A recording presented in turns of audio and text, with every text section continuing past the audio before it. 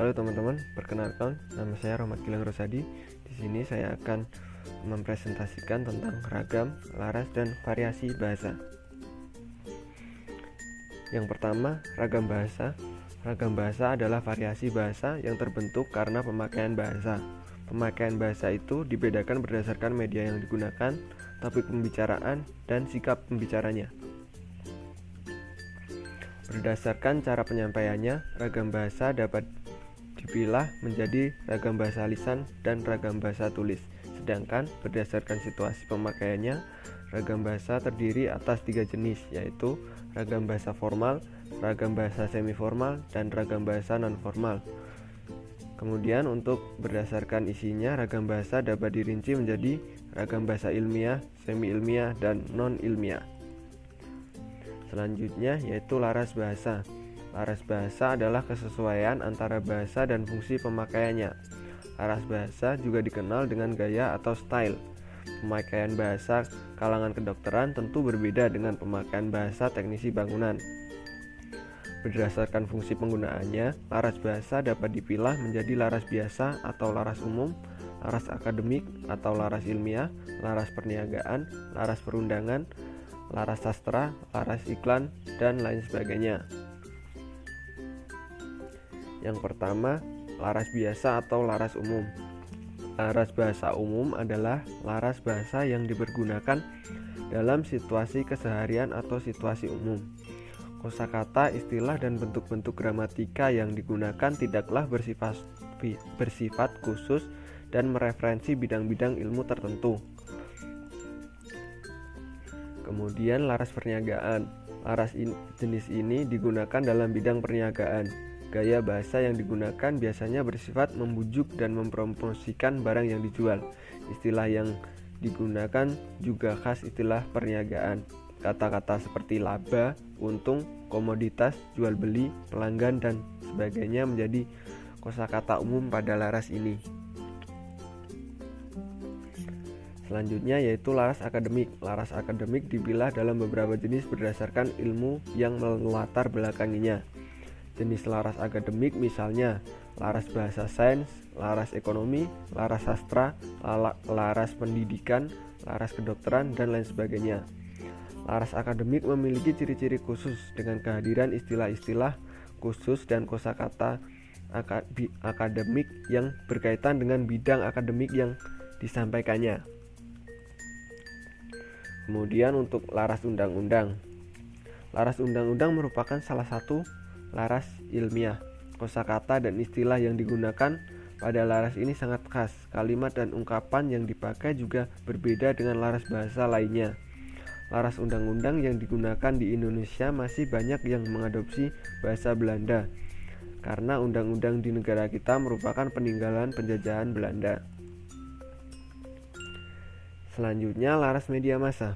Laras media massa bahasa yang digunakan dalam media massa misalnya televisi, koran, dan radio berbeda dengan bahasa umum.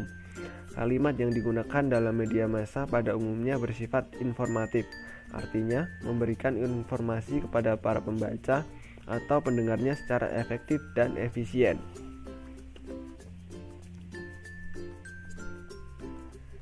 Kemudian laras sastra. Seperti laras-laras bahasa yang lain, laras bahasa sastra juga mementingkan istilah-istilah khusus dan teknis. Bedanya, bidang yang disampaikan ialah tentang bahasa dan kesusastraan serta hubungan antara kedua-duanya.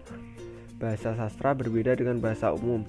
Banyak kosakata atau istilah khusus yang hanya ada dalam dunia sastra dan seni. Yang terakhir yaitu laras teknologi informasi dan komunikasi atau TIK. Seiring dengan perkembangan dan kemajuan bidang ilmu pengetahuan dan teknologi, khususnya bidang teknologi informasi dan komunikasi, akhir-akhir ini muncul laras baru dalam penggunaan bahasa. Laras tersebut dipicu dengan maraknya penggunaan media jejaring sosial seperti SMS, short message service, atau pesan singkat, BBM, BlackBerry Messenger, chatting, email, Facebook, Twitter, dan sebagainya. Selanjutnya yaitu variasi bahasa.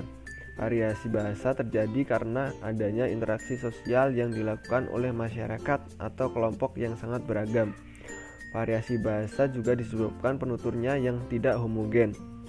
Variasi bahasa dapat dibedakan menjadi variasi bahasa dari segi penutur, variasi bahasa dari segi pemakaian, dan variasi bahasa dari segi keformalan.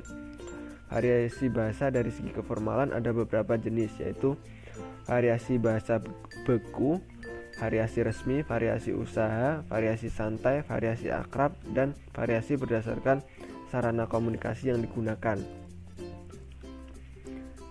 Yang pertama, variasi bahasa dari segi penutur. Variasi bahasa dari segi penutur adalah variasi bahasa yang disebabkan oleh perbedaan penuturnya. Biasanya variasi bahasa ini muncul karena perbedaan asal-usul, status sosial, kelompok masyarakat, pekerjaan, dan sebagainya.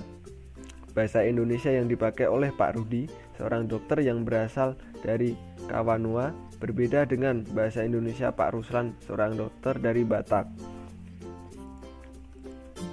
Yang kedua yaitu variasi bahasa dari segi fungsi. Variasi bahasa ini disebut juga fungsiolek atau register, yaitu variasi bahasa yang menyangkut keperluan atau bidang apa yang dibicarakan.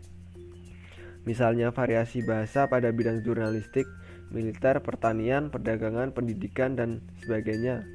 Variasi bahasa dari segi pemakaian ini yang paling tampak cirinya adalah dalam hal kosakata. Kemudian variasi beku. Variasi beku atau frozen adalah variasi bahasa yang paling formal, yang digunakan pada situasi hikmat seperti upacara agama, kenegaraan, dan khotbah. Pada acara khotbah misalnya, bahasa yang digunakan khotib telah diatur sedemikian rupa oleh ketentuan khotbah. Selanjutnya, variasi bahasa resmi. Variasi bahasa resmi atau formal memiliki beberapa ciri, antara lain kemantapan tata bahasa, penggunaan kosakata yang resmi dan lengkap serta tidak singkat-singkat, dan kalimat-kalimatnya terpilih dan memiliki makna yang jelas atau tidak ambigu. Kemudian variasi usaha. Variasi usaha konsultatif lazim digunakan dalam dunia perdagangan, periklanan, dan media massa. Pada variasi ini ciri keformalan tetap ada meskipun tidak kaku. Istilah-istilah yang digunakan juga khas dunia usaha.